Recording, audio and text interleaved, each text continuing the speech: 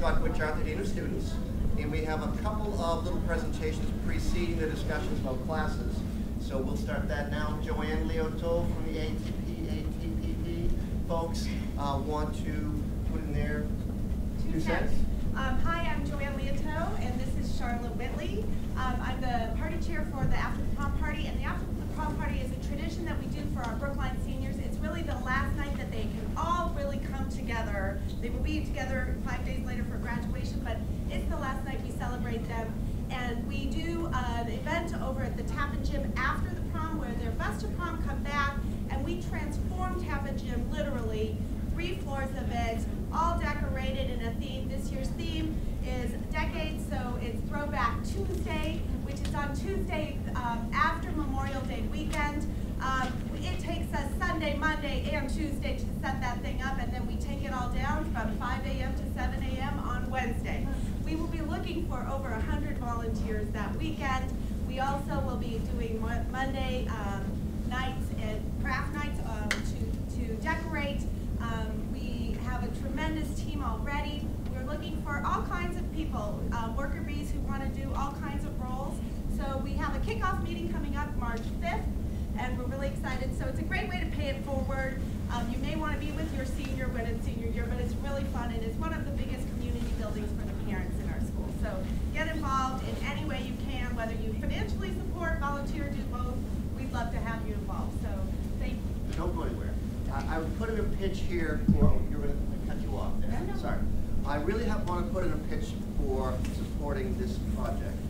The benefit has been so substantial to the town over all these 28 years. We've never had an incident prom night because, to my mind, because of all this incredibly important work. So if your kids are young enough, or even if they're older, if they're not seniors, we'd love so much for you to be able to chip in, pitch in, or chip in, because it's such important work. So, Sharon, you want to say something? The only thing I want to add, so I was a freshman parent last year, and I said, well, why are they asking me? But I did help out because I know Joanne. And The best. And it is so important because, you know, I know my son's a sophomore, and I see him getting into mischief. And at least I know that one night where they raise the ante and getting into mischief, it's not going to be there. Like, they're going to be having a great time, and they're going to be safe, which is just a good feeling. So that's why I think everybody should be involved. And the best part is the kids can't wait. They can't wait to come. So get involved and you'll see why. Thanks, Millie. Thank you. Great. Thank you. Great joining. Thank you so much. I would introduce Mr. Poon for the record. Associate Dean Poon found time to join us, which is great. And we have a couple people going first because they have appointments. So if Amy Byer, who's representing ACE, the ACE program stands for Alternative Choices in Education, and she's going to briefly talk through what that might be as an opportunity for your child. And then Alicia. Thank you, Scott. I want to first just say, I will say a few words this morning, but we are also having an information night for prospective parents tomorrow night, right here in the MLK room from 7 to 8 p.m. So if after hearing my little spiel this morning, you're curious, you're interested in learning more, and you want to talk to me more, please, I encourage you to come tomorrow night. So the ACE program started 3 years ago, and we are brand new to BHS. It's a competency-based program, which is a movement that's really taken off around the country as an alternative form of education to allow students to go at their own pace and to get credit based on showing what they know. So we do a lot of performance-based assessments as opposed to tests and exams because we feel like there are the multiple intelligences that we've all heard about that students need to be able to demonstrate, and some students have a lot of difficulty showing what they know just through one mode. Our courses are 6 weeks long, which is very different from mainstream, and our students are attracted to the program for a whole host of reasons. Some students have come to ACE because they haven't felt successful in traditional classrooms. Either the pace is too fast and they don't get enough time with their teacher to get their questions answered and get the support they need, or the pace is too slow. And we've had some students come to ACE because they really want to go through high school faster. They want to have more control over their education, we offer a menu. Our name, Alternative Choices in Education, really stands for offering a host of options. We give the 6-week classes, which students take 2 academic core topics at a time. And then we also offer internships for credit, so students can go out into the community during school hours and have an internship with a mentor around something they're interested in. And we pull out the academic benchmarks so they can earn credit. We also allow students to take classes at Roxbury Community College, so we have a dual enrollment with them. Also for college credits, they can transfer those credits when they go to college. And we have just started our own version of ACE online courses. They're not pre-packaged courses, they're our own, using our curriculum that our teachers have developed. But we found that some students who really want to go faster or who need to repeat a course that they weren't successful in can take it in that mode. We're still very new. We are very responsive to our students. We have a strong ACE student leadership team who we meet with weekly, and they give us input and feedback on what they think the program needs. So there's a tremendous opportunity for students to be leaders in the program. We also value community building tremendously in the program. So it's only 48 students, 10th through 12th grade, and we do advisory twice a week, really so that students can get to know each other very well, learn how to develop what we call the habits of success. And those are those skills that we need in life, like team building, like perseverance, like goal setting. There are 7 of them that we've identified that we think students should explicitly learn in high school that aren't always taught, and there's sort of an assumption that students will get along the way. So advisory is one of those times where we really reinforce that. And we do camping trips, we do ropes courses, things like that to really help our students come together as a community.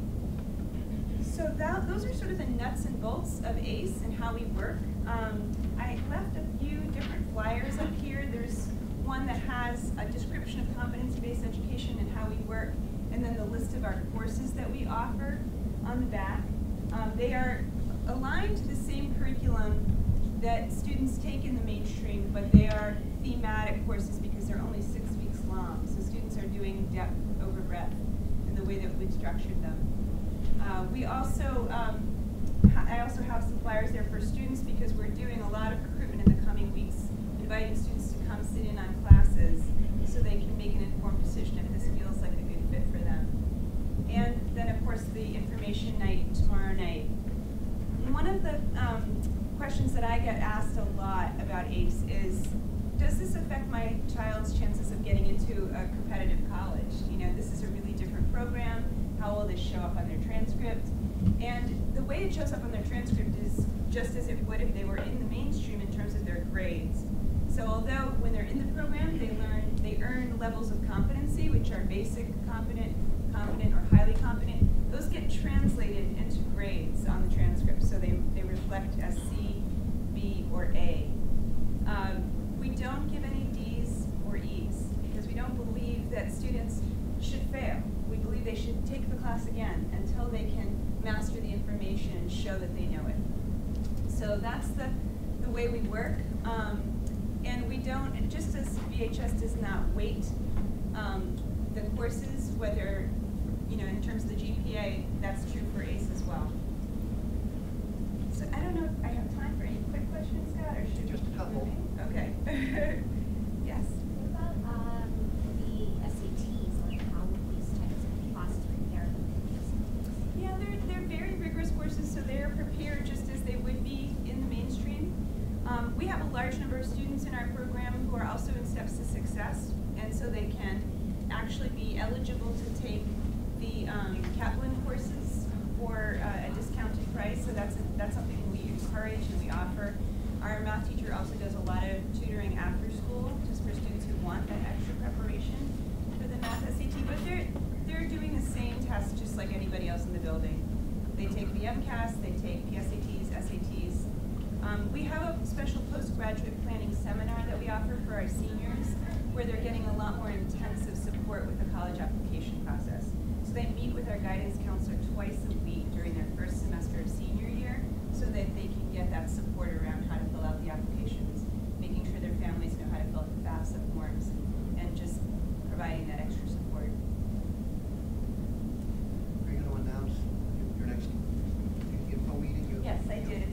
night, 7 o'clock in here. Thank you so much. Thank you, Amy.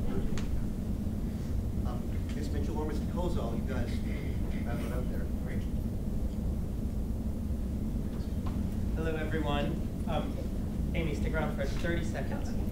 So my name is Kenny Kozel. I'm the Performing Arts Curriculum Coordinator, and I'm going to talk a little bit about the performing arts and electives here at the high school, but I just want to put in a plug because my daughter is in ACE, and I will just say it has been the right fit for her, and it's really been a game changer. She's a junior at the high school, and it's really been great. So I won't go into details, but I will say up until this year, it was always like a fight to get out of bed and get to school, and this year has not been that. She's been like thrilled to come to school. So thank you. It's a great program. As I said, my name is Kenny Kozel. I'm the Performing Arts Curriculum Coordinator. And one of the great things about Brookline High School, one of the many great things, is that we have so many offerings for students. And amongst the offerings, we have what are called the electives. The electives are made up of 3 different departments. It's performing arts, visual arts, where my friend and colleague Alicia will talk to in a minute, and career and tech education. To give you a little bit of just the kind of requirement piece of it, all students at the high school in order to graduate need to take 3 full credits. That's the equivalent of 3 full years of electives at the high school. And those can be done in our 3 departments, and in fact, students need to take at least 1 class in each of these departments, performing arts, visual arts, and career and tech ed, unless they choose to do what's called a pathway. So a pathway is if a student's really passionate about one of the areas, they can do all their courses in that area. So if a student's very passionate about visual arts and just knows from the start, I want to do all my 3 years of elective credits in visual arts, I can do that. Or if they're really passionate about music, I can do it all in music. More specifically to performing arts consists of 3 different disciplines within our department, which is music, drama, and dance. And we have many courses that are open to students of all levels. We have classes that are for students who have no prior experience or little prior experience and just want to try something out or to start up something new. And we have classes that are really rigorous in each of these areas that are for students who have more experience. Some of those classes for students that have more experience are just a step from the prior class. So if you were in beginning dance, then the natural next step would be to move on to intermediate dance, and then after that to advanced dance. Or we have 3 choruses, so a student might, a kind of progression would be to move from concert choir to a cappella choir to camerata, which is our highest level chorus. However, students can also audition into a higher level. So if you've never done a dance class here at the high school, but you have dance experience outside of school, you can audition into one of our, potentially to one of our higher level courses. That's not to say that the beginning class isn't a rigorous class that often we get students who have done some outside dance, they come and audition, and we determine that actually, even though they have some outside experience, the beginning class might be the right level for them based on our curriculum and our program and the things that they're going to learn from that class. Or we might determine that actually they should move up to the intermediate or the advanced. So when you look through the course catalog, you will see all descriptions for all of our courses in the different elective departments. It's broken down by departments. So performing arts, there's a whole section, visual arts, there's a section, and career and tech ed. And I would just encourage you, as your children are looking into their sophomore year, to really think about, if they've done some classes this year, to continue that, because again, you need 3 full years worth of credits in order to graduate. So, you want to do your best not to put that off and then have that be senior year. Oh, now I need to, still do a credit and a half of electives.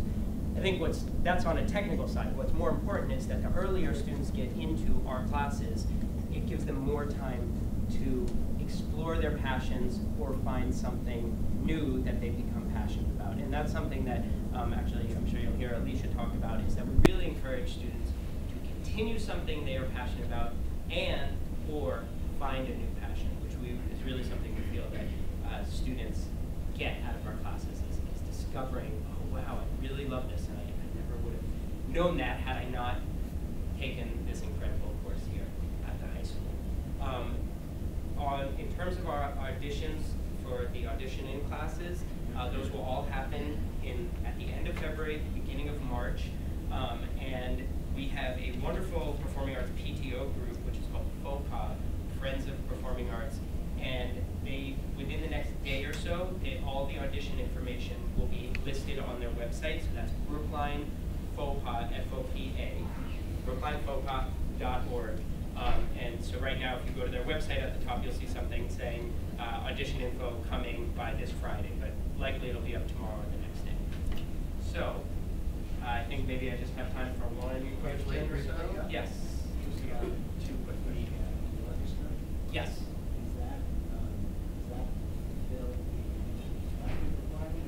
Yes, so again, any class that's in performing arts, visual arts, or career and tech ed would fulfill the elective requirement.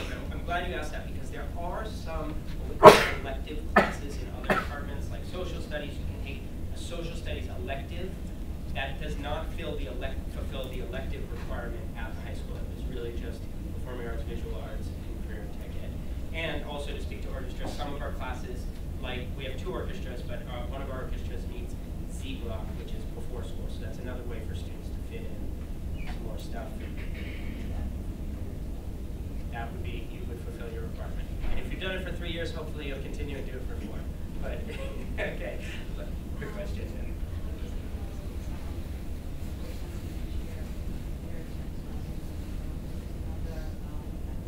Yeah, so you'll hear about those classes from our math curriculum coordinator. And again, that's another area where those are electives within the math department, but they don't fulfill the elective requirement. Yeah, no, they don't. So again, just to be clear on that, the elective requirement is performing arts, visual arts, and career and tech education. I know it's a little confusing because they're called career and tech. Yeah. Oh, actually, you know what? Maybe is Josh back there? Maybe some of those classes are in career and tech. Which ones? When our math. Kenny, which ones? Yeah. Kenny. Yes. Which we couldn't Great. hear what you So they're asking if some of the new computer science classes also those are fulfill electives in career and tech ed. Is that correct? Yeah, there's 3 computer programming courses you could take for math or career and tech ed credit. So one or the other. Yeah, you can't take it for both credits. And Josh will speak more to that when he comes up. So if you have other questions that I didn't get to, yes. You need 3 credits from performing arts and career tech and the other one, right? Yes. So does it have to be one of each? So you need 3 full credits. That's the equivalent of 3 year-long classes, and you need at least 1 class in each department. So one credit. Not 1 credit. So it could be a half-year class. 1 class in each department. Again, unless you choose to do a pathway, which is I'm going to do all my classes. I'm going to declare a pathway and do all my classes in one of those departments. Great. Thank you. Thank you. Great. Alicia? Great. Great. I'll be brief. Nice to see everyone again. We probably met last year at the 8th grade. Alicia, let Josh Harris be your sound check in case they can't quite hear the word. Can you hear me, Jeff? What? How many of your students are in the visual arts department and working in the studios at the UAB? Are they not loving the change from 8th grade? It's just so much nicer over there. One studio for everything. I'm here to remind you to encourage your students to balance their life and participate in the electives fully. I had many students when they near the middle to the end of the first semester and say, I'm so stressed out, I want to study all instead. It's tough to say yes to that, but of course if that's what the student really wants, and it's such a missed opportunity. Working in the arts, you do think differently, you look at materials differently. Amy started to talk about that in her program. You know, you might know red and yellow make orange, but until you actually have to make it the orange that you want to make it, you don't have the full experience. Hands-on working is so in tandem with everything else that the students are learning. The visual arts really give the students great opportunity there. The other thing that is key in our program is that you develop personal voice. You begin to understand your yourself as a learner. You make decisions, you live by them, you fail by them, you have a redemption, you redo and relearn. And that is critical in life. And it's also critical for everything else you're trying to learn. So it's a way of working that no one should miss out on. They have state-of-the-art places to do this. It does take some stress out of your day. Everybody's over here in the main building. When they walk into our building, it's like a light switch. It's a whole new atmosphere, and it benefits everyone. Please encourage your students to keep going. Do sign up for as many electives as you can in the computer, and then if your student really wants a class, when the schedule comes out and they've taken a first level class, we will work with them to try to get them into the class that they wanted, or some of the teachers take independent studies so that the students can continue their work in a particular area if the schedule goes against them. So don't tell them not to give up, and if your schedule isn't as is, please come and ask, and we will do what we can do. But encourage your students to find those new things they don't know how to do. Anybody science, technology oriented should be building things. We have a lot of classes where you work with metal, ceramics, sculpture. Those things matter, and it changes how you see materials. So encourage your kids to keep coming, and we will continue to enjoy teaching. Thank you. Perfect. We're going to have the academic class curriculum coordinators. One framing thing while Mary's writing something up there. All the recommendations by your kids' present teachers are due to the computer on March 5. Then there's about a month during which you may intersect with your kids and their teachers about what the recommendations were. But a bottom sort of important stratum here, we think, is the teachers' recommendations are made with a lot of thought. The teacher sees it 4 times a week for 36 weeks. So a lot of parental sort of received belief about some children. I've been through this several times. Needs to be put through the filter what the teacher's recommendation is, and that's sort of a framing thing for what you're going to hear from the folks about the possible choices for next year. How do we hear about the teacher's recommendation? It'll be available to you through the portal probably right after that March 5th deadline. Good morning, everybody. Oh, do you have another question? Oh,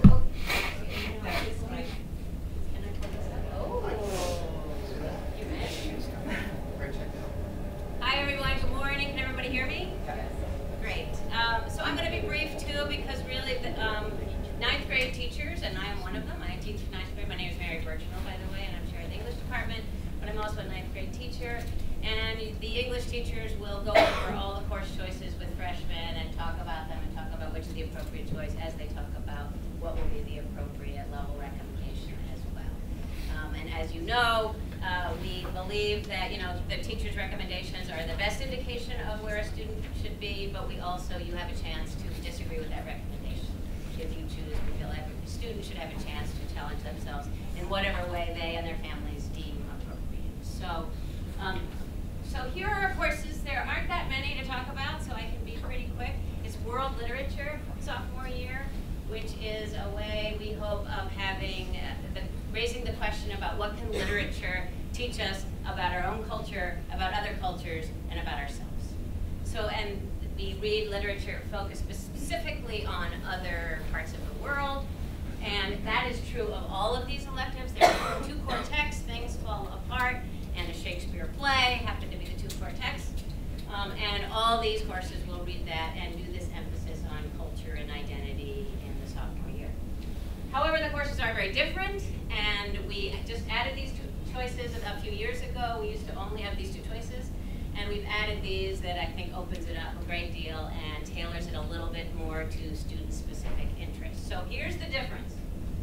So obviously the World Lit is the more traditional course. If you have a kid who just wants to do the traditional English thing, read really interesting books, talk about them, discuss them, write about them, talk about figurative language and metaphor and simile, and of course course they'll do that in the other courses, but if that's really what they want to focus on, these are the 2 best courses for that. They're the most sort of traditional approach, the most, I guess, specifically literary heavy in those courses. Real World Lit is for the student who maybe thinks, studying English is a little abstract, it doesn't really relate to me, I don't see what it has to do with my life. If you have that kind of student, then this course might be great. It really focuses on identity and community, and there's more focus on the real world, doing interviews, interviewing your family, writing about your family culture, doing all sorts of, maybe some research. You have a project of the students choosing. There will be more student-driven research projects, things that they're interested in about culture and meaning that they will get to drive themselves. So that would be Real World Lit. Future World Lit is very, you can imagine, it's about speculative fiction, dystopian fiction, very hot right now, as you all know. And if you have a kid who's particularly interested in thinking about the future and what's coming, what technology is, how is technology shaping us, how are we shaping technology, and are interested in dystopian books, this would be a perfect course for them. These 2 courses are offered with regular, we're in between what we call this course, but the standard and the honors will be all in the same room. They will be mixed level in the same room. So it's also an interesting choice for maybe a student who wants to try, is at the standard level now and maybe wants to try moving up to an honors level. This is an interesting place to be at either level, but to experience a different atmosphere in the classroom with a lot of wide range of kids. And I think both of these courses benefit from that wide range within the classroom. In terms of how the course is different, the assessment is different. So if you're taking a course for honors credit, the assessments within the class will be different. You'll be held to a higher level. You'll be expected to do slightly more on a given quiz or on a given test. But basically the whole class is studying the same things, the same books. And there will be independent reading across the board in all of these classes. Yesterday, I know in my class, the journalism students came and did a presentation, which was amazing. They had a video, and had 2 students come and talk to us to get freshmen excited in applying for the journalism program, which they are now able to do. They couldn't be in journalism as freshmen, so sophomore year is the first time they get to apply to the program. The Sagamore is our student newspaper, and it won best student newspaper in New England last year, so it has won lots of accolades over the years, and that's probably the best one so far. So it's an amazing program to be part of, amazing, it's a community that works together, it's like a team, and they spend a lot of time together, get to know each other really well, and work on this very real world product. And I think it's one of the best educational experiences on offer at the school, as are any experiences where students are creating their own real work themselves. It's terrific. So there is an application. It's available online at SAG Online. Your children will all hear about it in their classes and have Sagamore people come in and talk to them. And the application is due on February 15th. Next Thursday. Yes? Yeah, so my son, journalism take the place of the education? Excellent question, no. It's actually, this is career and tech ed credit. It does not, you have to take 4 years of English at the high school. Journalism does not count for that credit. So they take off? They take off. Good. So he also mentioned to me, because I guess somebody maybe spoke in class, that would like use a study block or something like that. It will be an extra course to take. And the application, is it decided by the student? It's the advisors decide on Okay. Sorry? The advisors read the applications. It may be that they get feedback from the editors in chief, but I couldn't swear, don't quote me on that. Yes? Do they tell kids if they're in or out before the registration period closes in the computer for the courses? That's a good question, yes, they do, because they're constantly asking me about what the deadline is, because they know that students need to adjust their schedules. So if all goes well, yes. Yeah. So the journalism, that's on the left or required? Yes.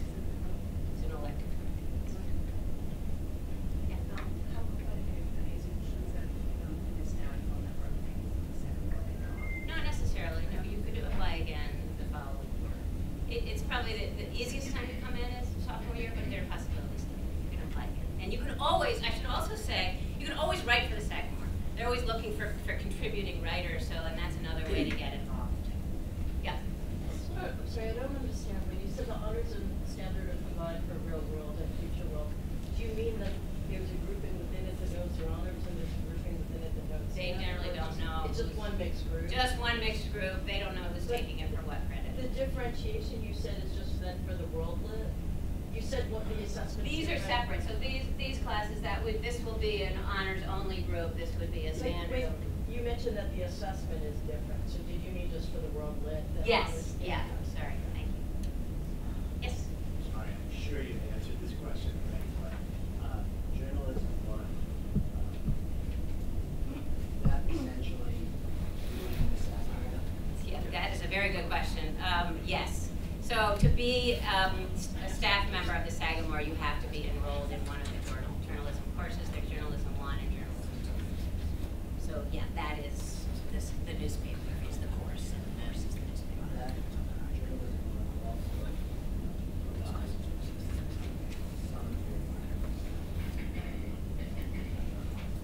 some of your elective credit for career development. Yeah, maybe should I try to wrap it up? Yeah. Choosing one of the numbers, does that affect your entire path for English along, or? That's an excellent. Are you asking if you choose standard, will you not be able to choose an honors course later? I'm so glad you asked that, because I would like to say very clearly that does not mean that. At any point in our English trajectory, you do not eliminate any other choices. So every year you're choosing anew. Okay. So if you're with the teacher and really, you can choose a. Yes. Any year you can change. And you can jury too, also, like if somebody is, like especially within the class, right? I will say that these changes are easier to make, but we still have a deadline by which to do it, and we still want we will make changes if the student is misplaced at the level where they have been recommended and chosen. But we do urge you to, Did you say when that deadline was? December 1st. For level changes, is that what you're asking? Level changes for next year, so there could be December 1st. Yes. But what's the deadline, not for journalism, but that, for the other ones? When is the, Well, these aren't applications, so this will just be put into the teacher will take the recommendation and put it in the computer, and then you'll get a copy of those recommendations. Okay. Have a chance to look at them, Okay. see what you want. Thank you very much. Appreciate your attention. Thanks for coming in. Yes? Sure. Make a judgment, please. Sorry about that. So hi, I'm Anya Salbron. I'm the department chair for world languages. And last night we had the meeting with you, but as your child was coming to grade 9 here, and I hope you found grade 9 to be a good experience for your child. So far, I said. So in terms of world languages, I don't have a whole lot of new information for you. It's still true that you need 2 years to graduate, 2 years of world language to graduate from the high school. Still true that for colleges, they often will check that your child has had at least 3 years of a world language, and that the majority of kids continue languages throughout the 4 years here. So I will urge you, if for some reason your child is not currently in a world language and they sign up for one for the upcoming year, if they have some previous experience in their language and you're not quite sure what's the best placement, email me, and then I set up a placement and I meet with you and your child and figure out if we have something that's a good match. And sometimes some students decide not only to continue with the language that they're currently in, but to pick up something else, or they want to switch to something else. So in that case, make sure that the guidance counselor knows about that, because their current world language teacher won't have an option on X to put that as a recommendation,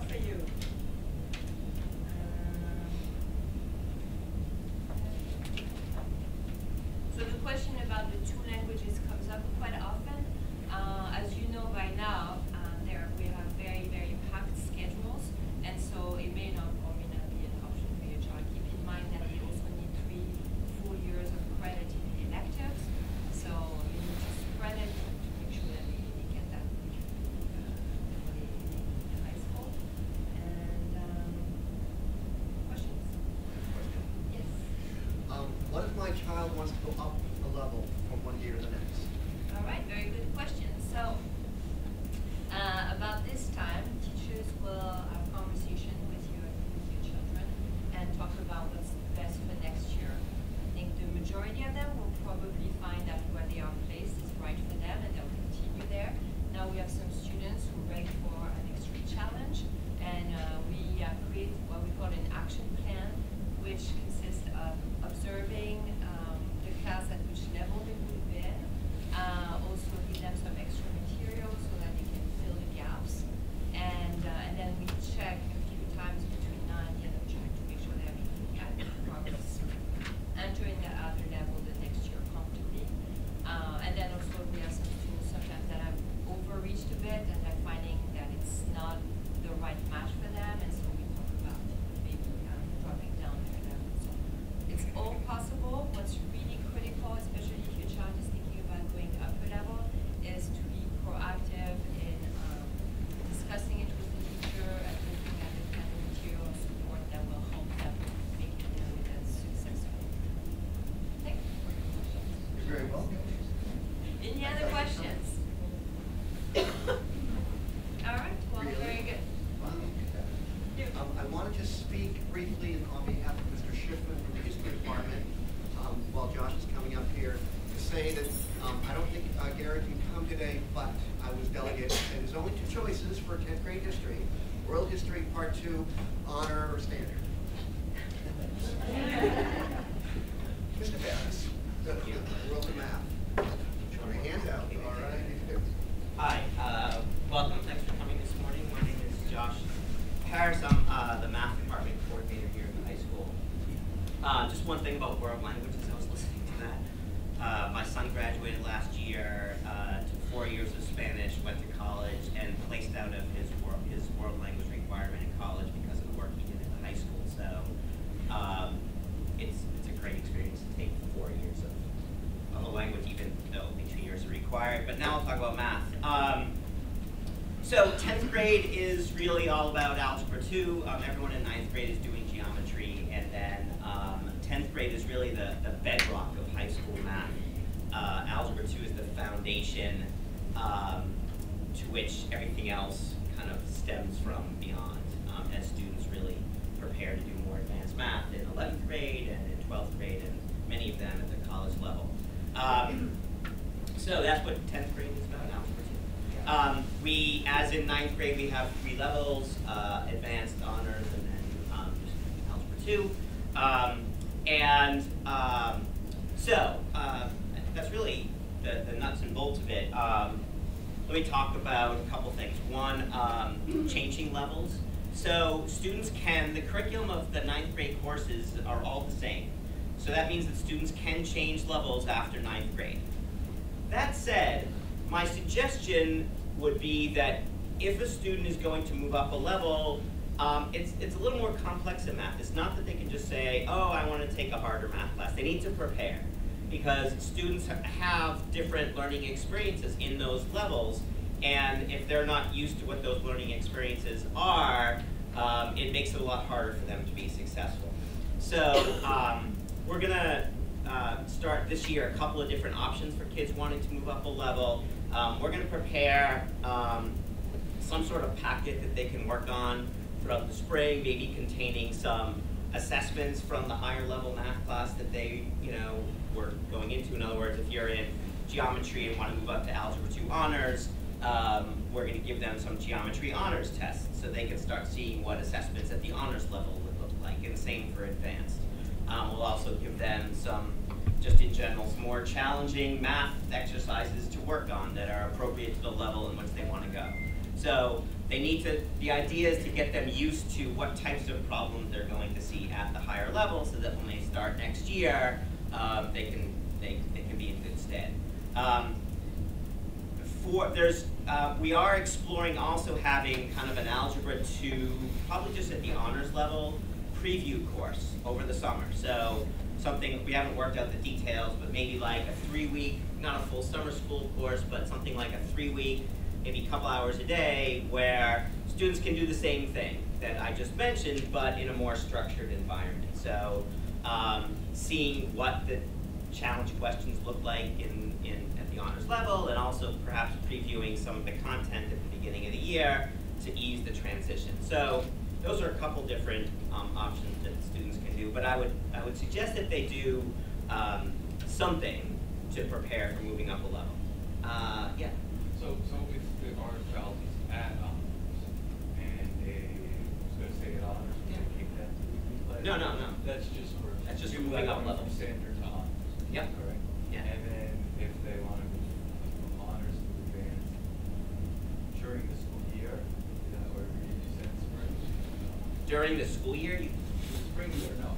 You said something about assessments and exercise. if you're in geometry honors and want to go to algebra 2 advanced, then you would do what I suggested. We'll give them some challenge problems to work on throughout the spring to get them prepared to do that. Yeah. Let's see what else. Okay. I'm going to talk. There's a couple more things I want to talk about. One, like Mr. Colesall mentioned, we have a few computer science courses that are housed in the math department. So students can take those for math or elective credit. The majority of kids are taking them, even though they're taught by math teachers, they're taking them for elective credit because they don't need the math credit, but they need the elective credit. The exceptions are the students who are going on the Chinese exchange program, for example, who only get a half year of math in that year, and they need another half math credit, and this is a place where they can get that. It also sometimes, if students are ill or for some reason miss a bunch of school and miss a half math credit along the way, this is a place where they can make up that half credit.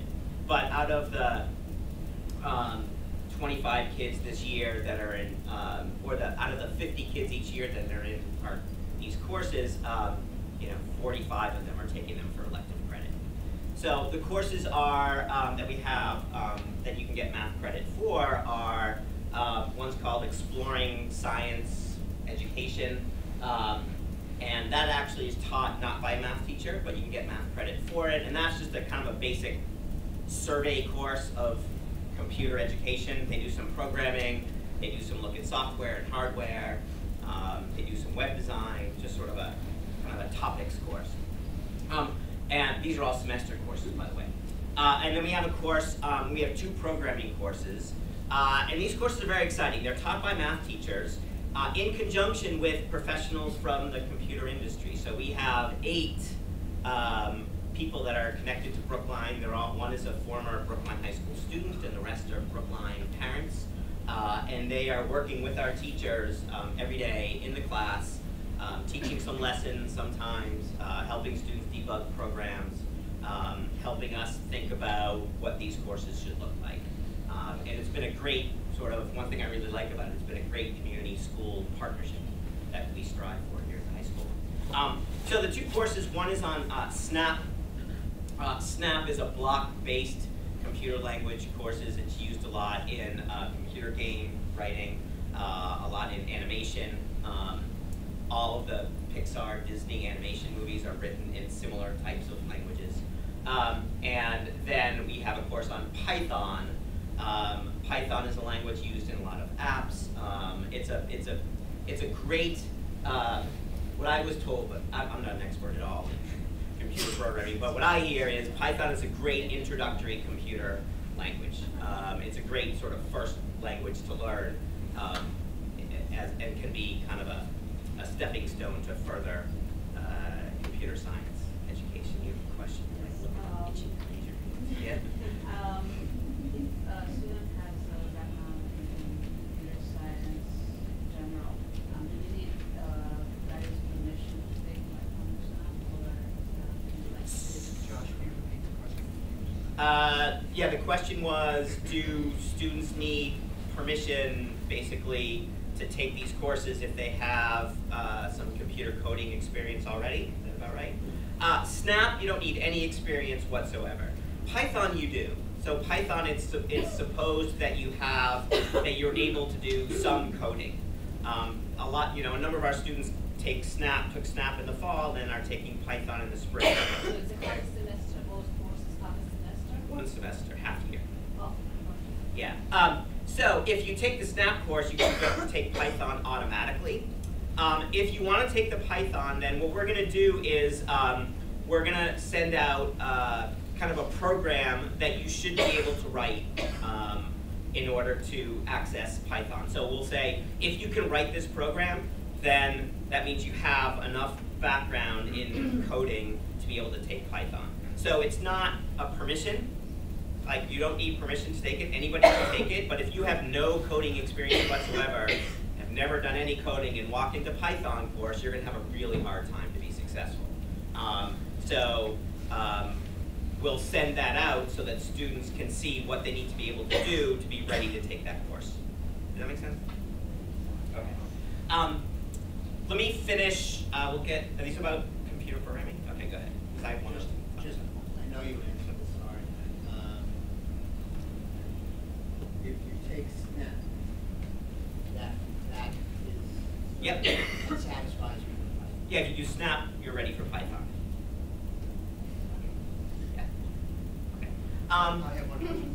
Yes. Do these electives have sort of a proportional amount of homework compared to a regular math class? No, they have SNAP. They have very little homework. SNAP has hardly any.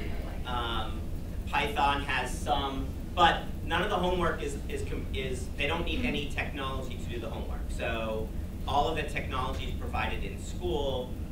Any homework assignment is written. So for example, it might be you need to write a program to do this, write it out in pencil. Like, that's your homework, to write out what you think the code would be, and then you come into class the next day and do it on the computers to see if it actually worked. So you mentioned earlier that some of these classes fall into career tech electives, and these programming classes fall there.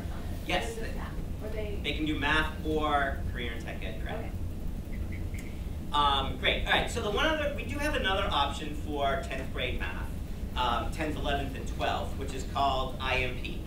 So IMP stands for the Interactive Math Program, and it's a 3-year program starting in 10th grade, taught at the honors level. So in 10th grade, it's IMP 2 honors, in 11th grade, it's IMP 3 honors, and then in 12th grade, it's IMP 4 honors.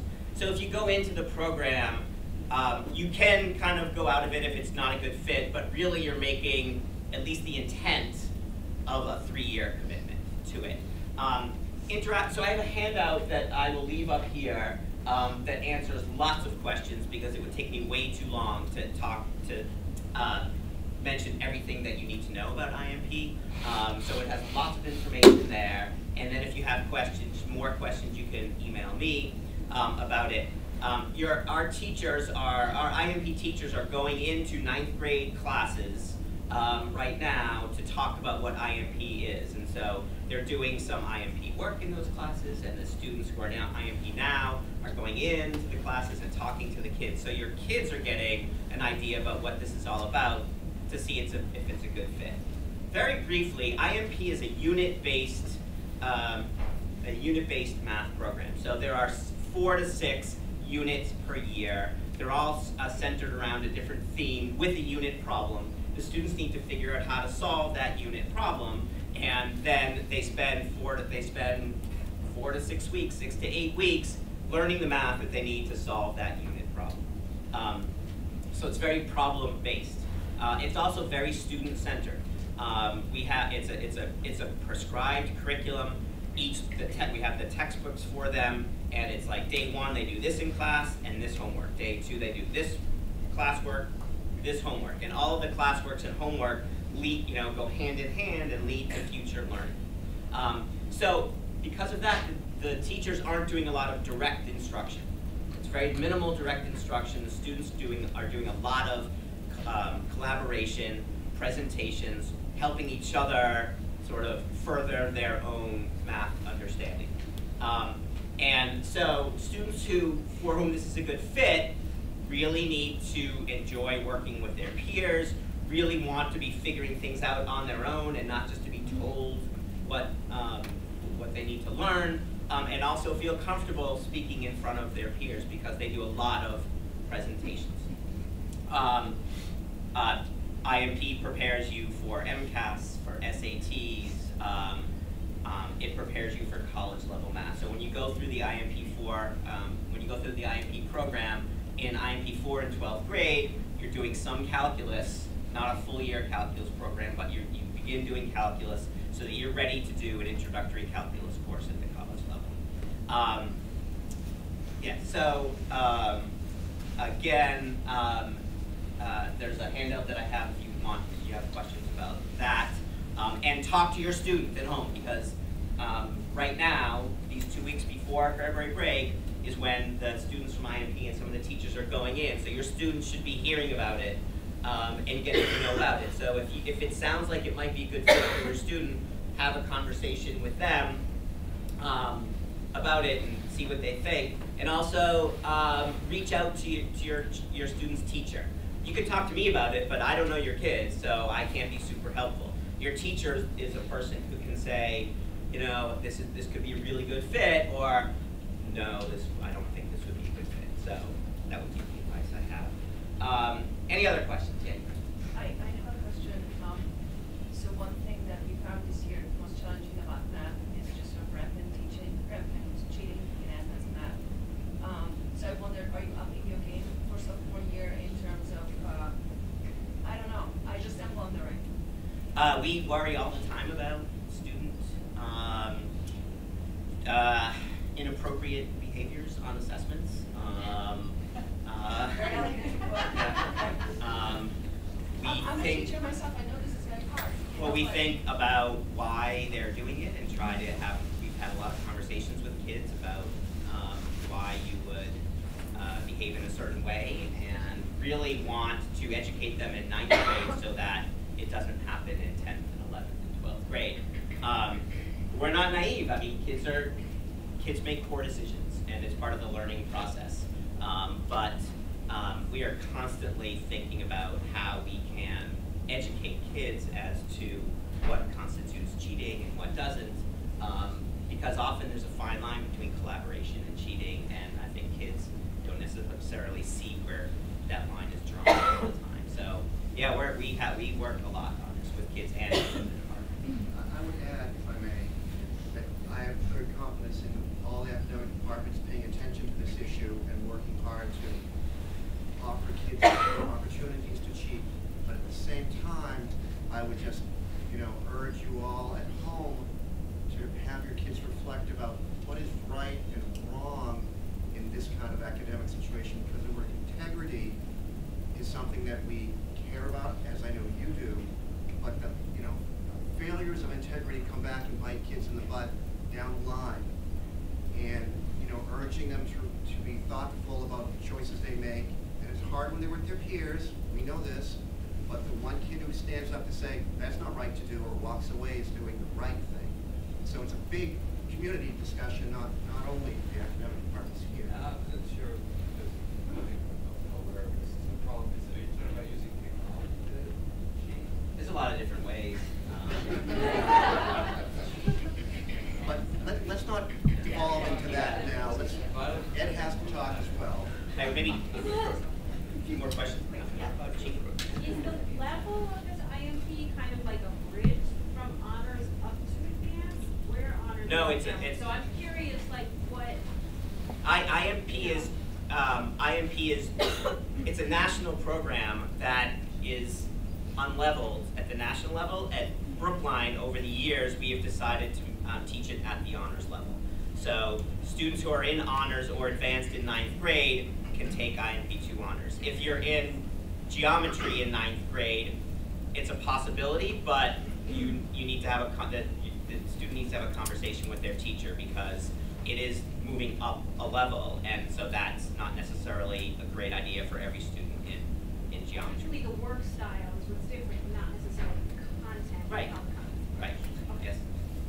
Yeah. Do you have any experience and outcomes between the two? You mentioned test-based preparation. Do you have any insight as far as the end point of your student? In terms of results on tests? Yes. Yes. There's a lot of national research that has been done that shows that students go through IMP do equally as well on SATs, for example, as students who have not gone through. So there's a lot of data to support its success. Go there. Yeah. So last year when we talked about the levels, just the standard honors advanced, you talked about that it was really in advanced, the teachers were a little more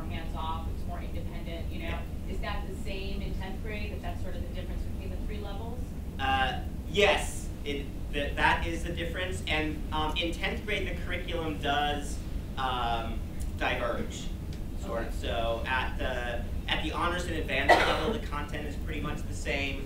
At the standard, or what I call college prep level, the content they go it slows down some. So the standard level, really, we have in 10th grade it's Algebra 2, and 11th grade their course is called Trigonometry and Analysis. So it's sort of a 2-year program of doing Algebra 2, finishing Algebra 2, and then moving into some trigonometry and pre-calculus. So the standard level slows down some because, as I said, it's the foundation of all future math, and we want to make sure kids have the time to learn it well. But between honors and advanced, that's the main difference still? Yes. The advanced is a little more student-driven?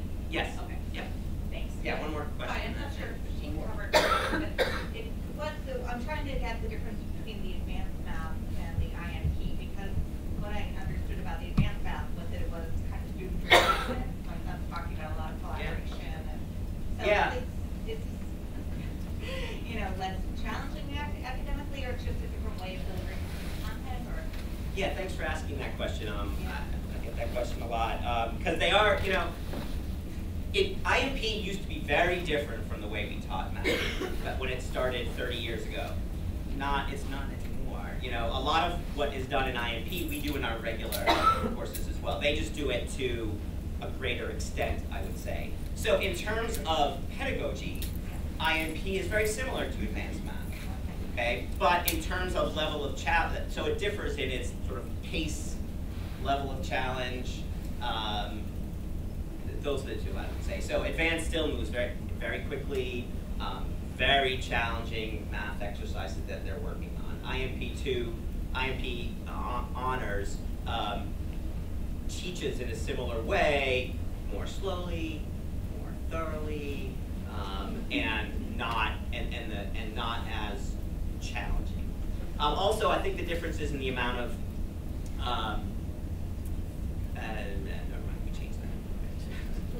we fixed the problem I was going to talk about, so I'm not going to talk about it. It's clear we can talk about math forever, and anything particular for Mr. Harris, you can write to him, of course. Absolutely. We do want to go on to science here, and some of you want to go to work sometime this morning. Thank you. Or not.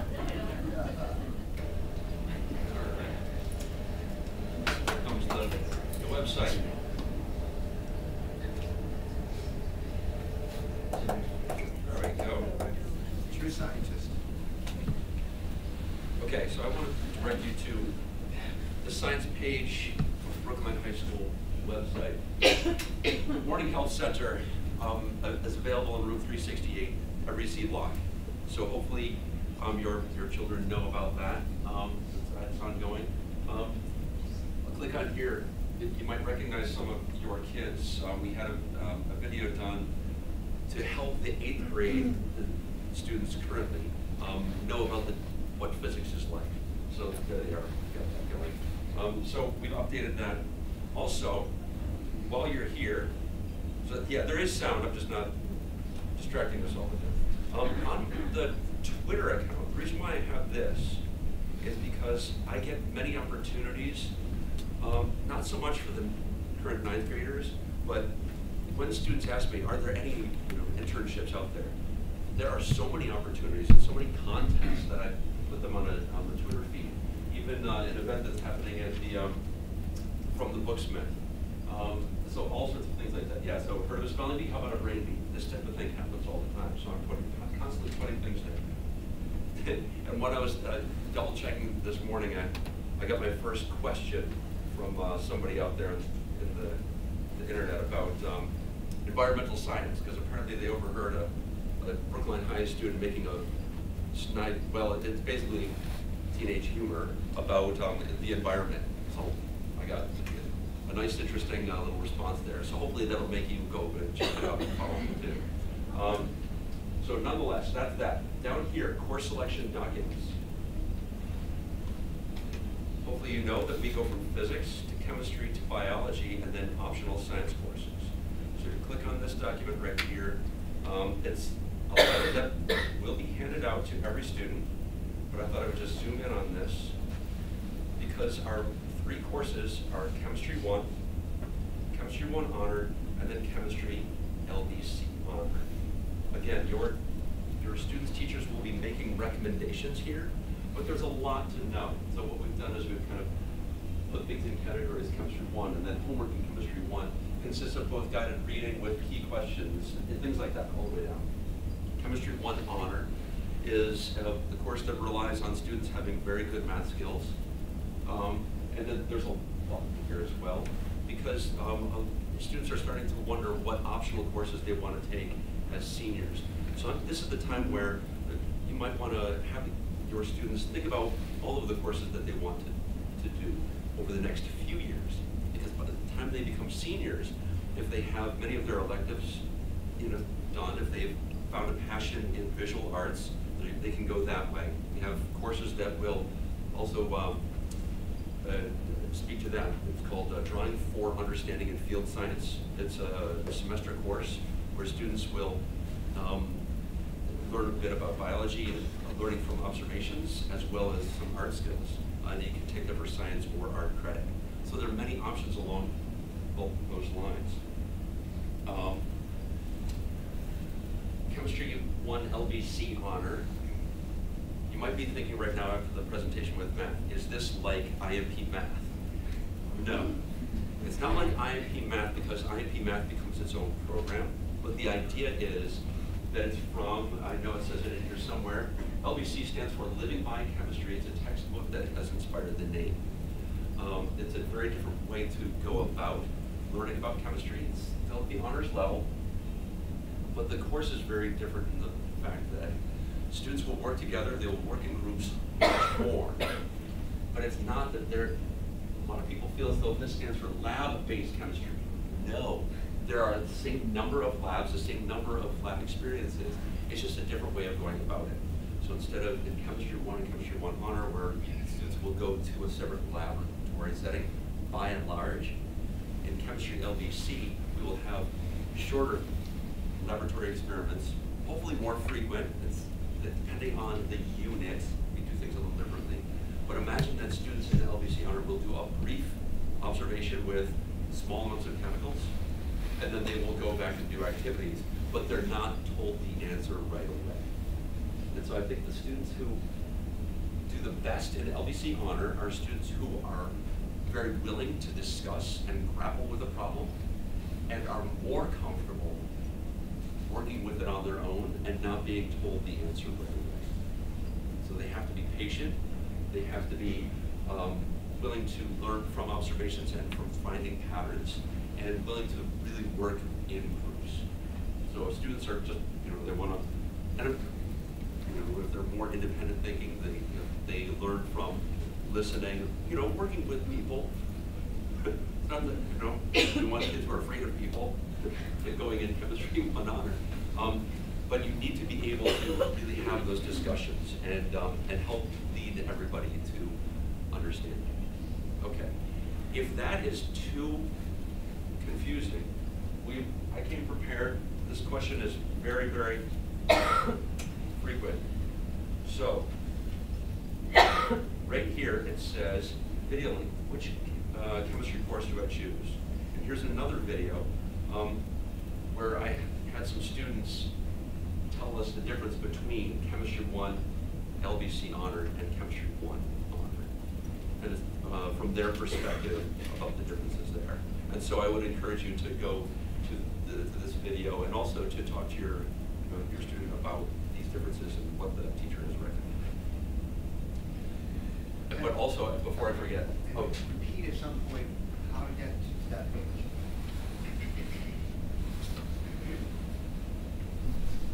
So this is the Brookline High website. If you started right at the Brookline High website, academics, departments, and science. That's it. And then this is the whole page. There's a little button to get you to the Twitter account. And it's right here, course selection documents. Chemistry course description here. And also I would encourage you to think about the optional course descriptions as well. by the time they get to be seniors, because now is the time where you start to think about, well, okay, if I do this in the sophomore year, then maybe junior year and senior year, I'll think about these things. Not to make an exact roadmap, but just to think about what the options are. I also have here a note on summer courses. It basically says, avoid them, please. The reason why is because there's just not enough time to really understand things. It's a good way to go if you need to fill in a gap. So say if a student, we have many students going on semester programs here and there. Students in the China exchange program might have to fill in a gap here or there. So that's something that I really enjoy helping kids figure out in terms of maneuvering through that type of situation. But by and large, the best thing to do over the summer is to explore on your own, do other things. If you're going to take a course in some of my examples like game theory, neuroscience, paleobiology, the things that they just wouldn't experience here at high school. Otherwise, I would encourage kids to think about something trouble that they can get into on their own.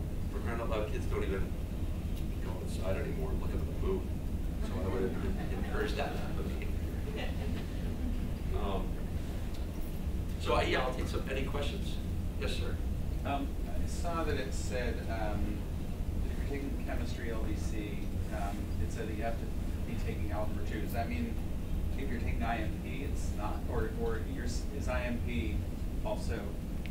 It said it on the screen that you had. Yeah, I haven't really kept up. But what that means is making sure the kids are not in Algebra 1. So a lot of kids who, so 8th graders in Brookline take algebra, unless things have changed overnight. And so sometimes we have students moving in from other districts or their experiences were different. Okay. Yeah. So you could have been, you could be in IMP and also take. Yes. Yes. Take. Yeah. Sorry, I should probably clean that up. Yes. That's chemistry LBC one of the best kids for advanced placement chemistry. Students have gone from LBC Honor to Advanced Placement AP Chemistry on a number of occasions. But because LBC Honor requires a little bit more time, when you do project work, you don't get to some topics. So they would need to, so we have a way to help brush kids up. And it really honestly hasn't been much of a problem. Good idea, perfect. I have two little announcements for you. Anything further you think of you want to ask it to write to, of course, you would have to take. Great, perfect. And here are my couple of announcements. Mr. Marcus is a career tech ed guy. He couldn't be here. If you were here, he'd say, look in the course catalog, you'll find everything you need. And Ms. Bozeman from Health and Fitness couldn't be here, but she has a new course she wants me to, apprise you of. She wanted me to say obvious things as well. They've got a great program. Next year is not health and fitness 4 times a week as for freshmen. You're choosing health and fitness, unless you do sport, and it's twice a week. That's going to loosen things up for people a little bit. She wanted me to just rattle through all the different things that sophomores and up can do. Like some activities, rep games, a revolution class in the morning during Z-Block, which despite Z-Block is very popular. Rock climbing, strength training, conditioning, swimming, that's fun.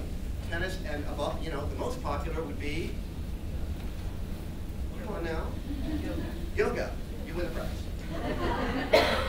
Our new thing is a course that fills the gap that we all feel where we do health and fitness in a very sort of cursory way with 9th graders, realizing they have many more needs to know about health and fitness than we course them through in grade 9. So the follow-up course, I don't have the details, but it sounds very well perceived in terms of meeting kids' further needs for information, really. It's called Lifetime Wellness, which I think is probably, I shouldn't say I think it's twice or 4 times a week, because I'm not sure. But you find that out. I do recommend it for many of us. Realize our kids are underinformed about, the grown-up world they're moving into. So it's a good idea. I would recommend it for those who want it. And there are questions? I won't know the answers. Go ahead. Can you clarify a little bit more? If they play a sport, they don't have to take the health and fitness. Kids playing school sports, that's a contract situation, do not have to take a health and fitness class. Correct. The sport replaces earns them the required credit that a health and fitness class would offer as well. And it's all the sports, or? Yes, ma'am. Yes. Yeah. Because the tryouts are in the beginning of the school year and selections now, what happens? All those messy situations of kids trying out, not making it, the kids and your guidance counselors will be saying, you should plan on, you should put in your schedule a health and fitness in case things don't work out. Not only if you don't make the team, but also if you change your mind, break your leg. So, sorry. You know. But that's important actually as your kids get older, but they're not old enough to know the tricks of the trade yet, right? Because they're only sophomores. They need to actually be in good communication with their guidance counselor, because the guidance counselor initially puts in the health and fitness, as we were just talking about. The kid makes the whatever team. The guidance counselor has no efficient way of knowing that, and so there's no reason for the guidance counselor to take the health and fitness out. So Johnny or Mary, whoever, needs to go to guidance counselor when they make the team and say, I'm now doing blah, blah, blah, and if there are changes during the year, those need to be communicated as well. And kids and counselors, it's a really creaky apparatus. So I want you to know that they reach out, a simple email from your child to the guidance counselor is sufficient, okay, but that has to happen. Sir? What about dance? Is that automatically done? There's some funky thing with dance counting, yes, but see, I'm fuzzy on this. So, is your child doing dance now? Yeah. Yes. I know it's the person ask the teacher, they'll know that definitively.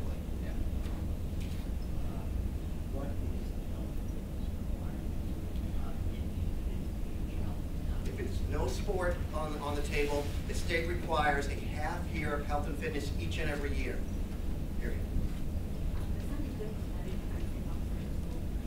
The rules about non-school sports activities have evolved into a place where Ms. Bozeman will only entertain outside contracts, primarily if the child has no room in his or her schedule for a regular health and fitness class.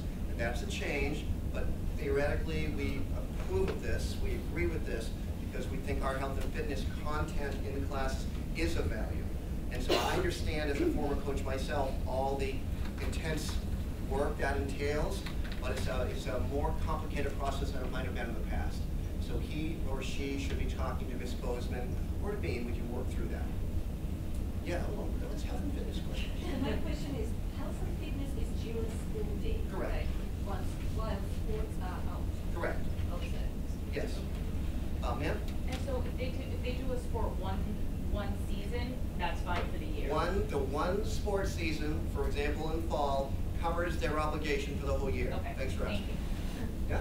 Mine actually is health and science. I was just curious, what do you think about social studies or history? Is that Well, history, I made the little joke about Mr. Shipment couldn't join us, and he would say through me, there are two choices, world history and world history. That's all there is. Yeah, yeah. So you said twice a week? Upper class health and fitness twice a week. So if they, that, the whole year, and that's a half a year? Or half a year. Just half a year, yep. 2 times a week? Yep. Okay. Yeah. So this is off fitness, if that's okay. Can you just walk us through the timeline of when our children, when the students engage with the guidance counselors, when they start hearing, when they have choices, what's the timeline? Yes, I will allude to that. Very good. Especially since some people have to leave, but the critical piece here is between now and March 5th, which is a Monday, your teachers will all converse with your child, briefly as it may be, about a course recommendation. Okay, it's a conversation. It's not just a teacher by fiat, but the teacher does put in his or her recommendation, which may or may not jive exactly with your child's desire. So that's a month from now, just about exactly. Okay. At that point, soon after that, these recommendations are made public to you through the portal, giving you about a month with a firm deadline. Think April 1st. Very firm deadline about any overriding or underriding, or, and that doesn't happen very often, I know. But that month of March is intended for you to find out what the teachers and your child's thinking is about the recommendation. More and more, I've been here a long, long time, more and more we see the value of just plain following the recommendation, because the teacher will have discussed your child's desire to go wherever and either sign on with that or disagree with that. And not to be, what's that word, stonewalling your child, only to say that the teacher's view of your child's affinities, abilities, product is such that the recommendation is X. Then you have the parental right to override that, but do it in a timely fashion. Yeah. How and when do they select these electives? Like if they don't argue with any of these recommendations, those just slide in place, right? Yeah, yeah. And then what about the electives? I'm going to be fuzzy on my timeline because I've forgotten some of this. Around that same April 1st time is when kids elect their several options for electives. And then, of course, the schedule matrix and the machinery turn, and it's like kicks out this, kicks out that. And then, as you heard, who said this? Ms. Mitchell. We endeavor very strenuously to get your kid what he or she wants. Very strenuously. Okay, so it does not always work out. 9th grade schedules worked out in a much more mechanical fashion because it's like that. Just take blah, blah, blah, blah, blah, blah. Okay, grades 10, 11, and 12 end up being a little bit of back and forth. I recommend that your child, so it's not just you, your voice, but let's empower the kids to be able to say to the guidance counselor, I really want to take blank and blank. Can you keep working on that for me, please? And the child with a bit of like stick-to-itiveness. I can say tenacity better than stick-to-itiveness, apparently. Tenacity will politely follow up. Weekly email, how's it coming? How's it coming? If there are things that did not work out in the first run-through. So are they submitting these electives like an advisory? Or are we at home submitting something? You'll do it at home. You'll do it through X2. So they won't be sitting in the advisory. There'll be some discussion about it, yes. Okay. And the deadline will be clear, I believe, as well. Okay, so you help them register online. Yeah. An important thing that you lead to is when your kid has not put in any elective choices because they forgot, then it's up to you to try to help them remember. The deadline is blank. Have you done that? No. When are you going to do that? That's sort of important. How will we know that? How will we communicate the deadline? Sorry. Hal Mason, the assistant principal, runs, sends out this information very efficiently with lots of lead time. Yeah. Yes? So with journalism, what? Oh, I won't know about this, I can tell. Go ahead. I don't think I'll know. Okay. Oh, when do they find out kind of stuff? No. How much of a elective requirement is that? One elective credit? I don't, see, I'm guessing. I don't know. Mary will know that and I won't. Okay. One last little announcement thing. Sorry we took so long. Many of you know I'm retiring in June. This is 34 years here, 42 years in teaching. It's a big change, big step for me. I do it with a lot of gratitude for all parents and children that I've known here for all these decades. It's such a wonderful school, or I wouldn't have been here all this time. I wish I had information about how they will fill my shoes. They're not that big, I don't think, so I think not really. Okay. So I don't have any information for that. Mr. Meyer's working on going forward thing. Other than to say, as I have to say to the children, and the older kids in particular, like in the morning, what are we going to do? It's like somebody wonderful will come in replacement. Somebody wonderful, I'm sure. So I just want you to know that that's out there. Thank you.